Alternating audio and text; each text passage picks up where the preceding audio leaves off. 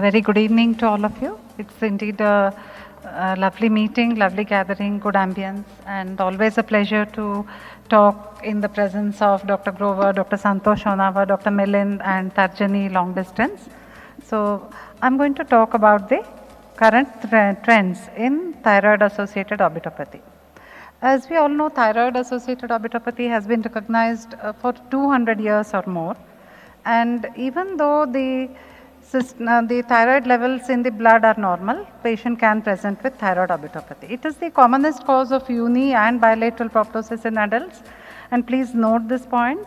Quality of life studies have shown that it may have more significant lifestyle consequences than chronic lung disease or diabetes mellitus.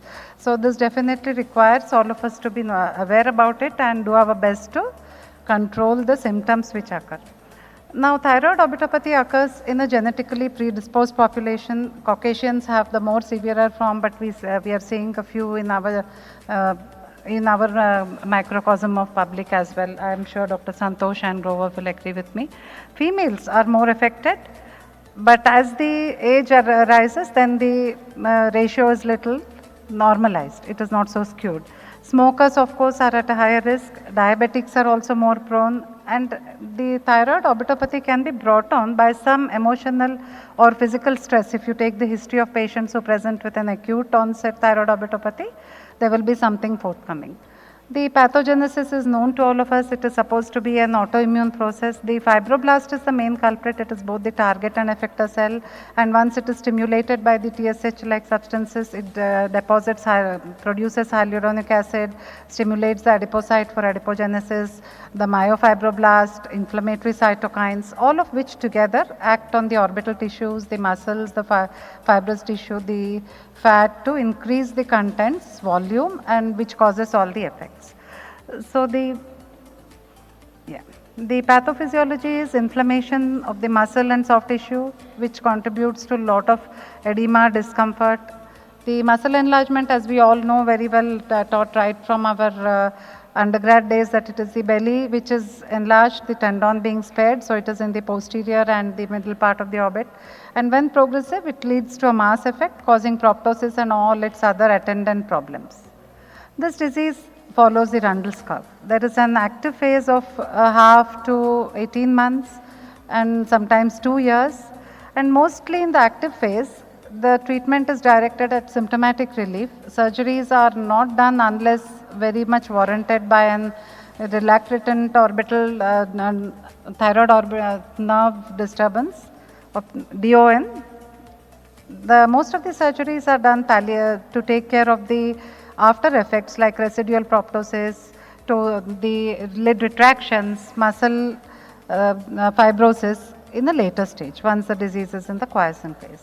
Now, there are various classifications so that we are able to treat this disease properly and take care of its side effects, like they range from various things like infiltrative to non-infiltrative, Werner's no specs, that's a mnemonic for the signs and symptoms, the clinical activity score, which is a very quick ready reckoner for even endocrinologists to use in their clinics, the European Society classification and the VISA classification, because none of them are totally perfect or tell us everything about the orbital process in thyroid orbitopathy. So many have come. So I'm going to restrict myself to the psychovisual effects of the thyroid related orbitopathy, that is how it affects the optic nerve, how it affects the cornea, how does it affect the extraocular muscles, and how it raises the IOP, because all these factors can lead to visual loss. The orbitopathy might resolve later, but the vision loss will not. So dysthyroid optic neuropathy or thyroid related optic neuropathy is a very severe condition and a very for the patient and the physician both, it is a very difficult condition to treat. What we see is clinically and radiologically two diverse presentations of thyroid orbitopathy are seen. Those with increased muscle volume, that is the myopathic type, or with increased fat, the adipogenic type. If you look at this picture, this lady has immense lid retraction, almost 3 mm scleral show with proptosis. But if you look at the CT, there is not much of muscle enlargement. You can see there is lot of fat, muscles are stretched but not very enlarged. And in such cases, they get away without having much of an optic neuropathy. because unless of course the proptosis is very severe and there is stretch on the nerve, these people do not really suffer much from the optic neuropathy.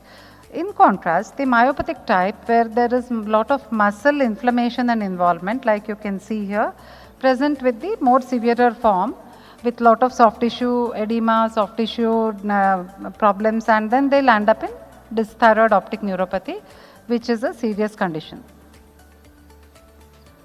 The dysthyroid optic neuropathy occurs in the crowded orbital apex syndrome, which is also caused in thyroid orbitopathy, because if you look at the bony apex, it is a narrow place bounded by bones on both sides, so there is no give on either sides. Anything swelling in this area, inflammation in this area is going to affect the structures, vital structures which are there, optic nerve for example. So this pathogenesis is like you have in superior orbital fissure syndrome or anything, any apical inflammation in the orbit does affect the optic nerve, and so also thyroid also has this kind of a pathogenesis. Now what are the mechanisms how optic nerve is affected in thyroid orbitopathy? There are multiple, people have said that this could be or that could be. The compression of the optic nerve by enlarged extraocular muscles, which disturbs the exoplasmic flow, might be responsible, or a stretch from severe proptosis with disruption of the axonal function, or there could be an optic neuritis like picture when there is inflammation in the orbit. Sometimes if there is a significant weight gain when diabetes starts in those people, hydration everywhere, like even with the lens, people change glasses frequently because of hydration of the lens, they can have this kind of a optic neuropathy. Now the risk factors for diabetic optic neuropathy are the male gender, who are more prone, older age group, diabetes mellitus, and smoking. Of this, only smoking is modifiable, diabetes is controllable. We cannot do anything to the other two. So these are the ones where our main aim to treat the condition or prevent it from happening is going to be. The symptoms you know very well of any optic nerve disorders are like central vision loss, desaturation of colors. This desaturation of colors is very sensitive, so much so that we tell patients at risk to develop optic neuropathy to stick, when we look at them in the clinic, to go and stick a red cloth or a red paper about 6 meters away in their home and test either eye once a month and report if they notice a desaturation in one eye. You can train people. So this is a very sensitive index of optic nerve damage. RAPD, of course, if it is one optic nerve affected, you can assess. If it is both orbits having optic neuropathy, you cannot really. Then you do see in the neuritic type where there is, you see optic disc changes like edema or hyperemia if you look at the fundus. In the myopathic phenotype, most of them have a diplopia associated. Now the treatment for this thyroid optic neuropathy is methylprednisolone. That is the cornerstone gold standard even today, and most people luckily for us respond to it.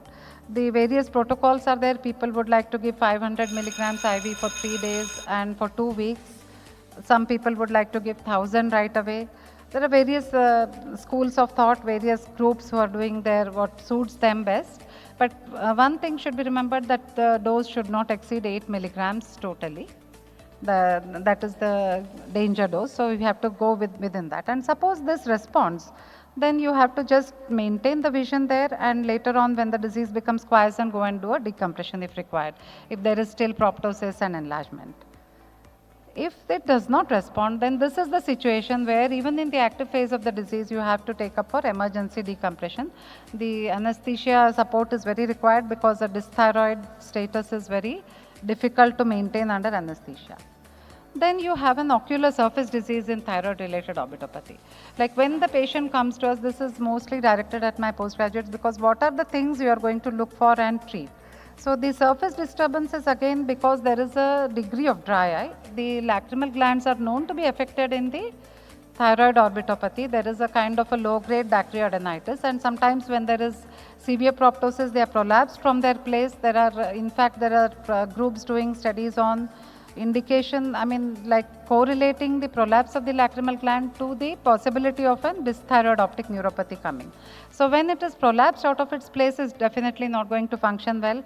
Schreimer's is mandatory in every case, and we know that Schreimer's is subnormal in these cases. So there is already a decreased tear production because of all the lacrimal glands being affected. Then there is a widened palpebral aperture where you have a staring look, more area to get evaporated, which just adds on to the dry eye. because the lids do not close properly, there is an exposure keratopathy element and the cornea does get damaged, and studies have also shown that the corneal nerves get degenerated. So there is a neuro element also added to the corneal defect in ocular surface disease in TRO. Then the extraocular muscles, you know very well that the inferior rectus, medial rectus, I am slow is the mnemonic for that. They are affected in that order, and medial and inferior rectus are very much nearer the optic nerve coming out of the apex of the orbit, and therefore these muscles are enlarged first, and that's why you get a dysthyroid optic neuropathy. Of course, misalignment and diplopia is obvious there. Then the raised IOP is also a factor of thyroid, especially we ask, differential tonometry is talked about often when the muscle is tight and the patient is made to look, there is a increase of IOP. By itself also IOP can raise, and when Doppler sonography of the orbits, thyroid orbitopathy affected orbits was done, it was shown that the superior ophthalmic vein, which is more susceptible to changes, and it exhibits decreased flow. So there is a kind of a blockage and stagnation in the superior ophthalmic vein. The same mechanism we see in any stasis venopathy of the orbit, which causes increase in the IOP, which can further add to the damage of the optic nerve. Now the other thing I want to talk about is the psychosocial impact of thyroid orbitopathy, which cannot be ignored or which cannot be undermined. The WHO definition of health is not only an absence of disease, and they have added social and economically productive life to a person being totally healthy. Thyroid orbitopathy definitely affects the social and economic productivity of a person, and as we already have seen, quality of life studies have shown that thyroid eye disease may have significant lifestyle consequences more than chronic lung disease or diabetes mellitus, which is something we really need to ponder upon. So thyroid eye disease can cause foreign body sensation, a sense of alienation, cannot mingle in the society, do not feel comfortable with their appearance, blurred vision, which will affect many professions. If it is a driver, he cannot drive, so on and so forth. So we did a study to analyze the correlation between the clinical grading systems used, like how severe is the thyroid eye disease and what is the psychosocial affection of that disease. And we used UGOGO classification and VISA in our study to grade the thyroid orbitopathy. And we used a questionnaire, quality of life questionnaire, which is GOQOL for patients with Graves' orbitopathy. This questionnaire had questions based on visual limitations, what are the visual limitations the patient is facing and how they affect their life. What are the psychosocial limitations, how the patient is able to move about in the society, how they feel comfortable. This of course is very dependent on their profession. Somebody in a public profession would feel more conscious than a homemaker or a retired person. And then how can education and counseling help them? So what we found was, this is the CAS score, and in spite of the CAS score increasing, the psychosocial limitation perceived by the patient, this is something perceived by the patient. This is not what we measure. We measure that a CAS score is high, but the patient perceives that the psychosocial limitation is more even in lesser degrees of CAS. This is with UGOGO, we found similar results again, and with VISA also, we found similar results that the patient perception need not correlate with the severity of the disease. And we found that did not always correlate, but counseling and hand-holding the patient through 18 months of the active phase of the disease, having a thyroid group in your OPD where patient can talk to another patient, and sensitizing your residents about the severity and the psychosocial limitations, giving them support, can help to allay the angst, because we cannot really do much in the active phase except symptomatic therapy. So this is a challenge to us to incorporate some method of assessing these limitations and adding them to the assessment of the severity of the disease. Now this is the management modality. Radioactive iodine, one word about radioactive iodine when it is required for treatment of the thyroid gland itself. If the patient is in active phase of thyroid orbitopathy, always should be done under steroid cover. Otherwise, the thyroid orbitopathy worsens because of the release of the antigen antibodies from the gland. If they have inactive disease, it can be done safely. Then the common question asked by many patients is, why my eye disease is not improving though my thyroid is treated, my thyroid levels are normal, my TSH is normal. So this has very little predictable effect on the course of TRO, and there is no, you cannot really judge whether it improves, does not improve, or stays the same. So you have to tell the patient that this is an independent mechanism and those antibodies are stimulating the orbital tissues and they will stop in their good time.